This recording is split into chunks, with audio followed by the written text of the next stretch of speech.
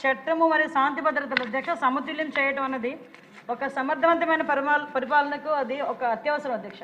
ఎందుకంటే ఈరోజు అభివృద్ధి సంక్షేమాన్ని మనం ఎంత ప్రామాణికంగా తీసుకుంటున్నామో ఆ అభివృద్ధి సంక్షేమం కానీ పరిశ్రమలు రావటం కానీ పెట్టుబడులు రావటం కానీ ఇవన్నీ జరగాలి అనుకున్నా కూడా అక్కడ అలాగే ఆ రాష్ట్రంలోని శాంతి భద్రతలు బ్యాలెన్స్డ్గా ఉంటేనే ఆ కార్యక్రమం కూడా జరిగే పరిస్థితి కూడా ఉంటుంది అధ్యక్ష.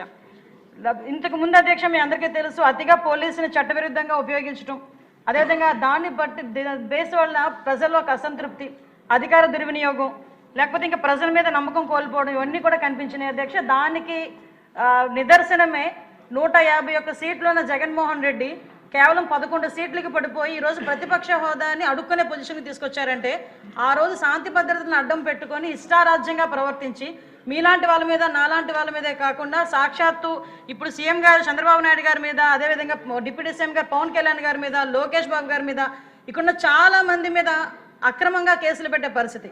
ఇక్కడున్న వాళ్ళే కాదు అధ్యక్ష, చాలామంది కార్యకర్తలు కానీ సామాన్యమైన ప్రజలు కూడా ఆ టైంలో అనేకమైన కష్టాలు పడ్డారు, అనేకమైన కేసులు పడ్డారు. చాలామంది ఎందుకు జైలుకి వెళ్తున్నారో కూడా తెలియకుండా జైలుకి వెళ్ళే పరిస్థితి కూడా కనిపించింది అధ్యక్ష.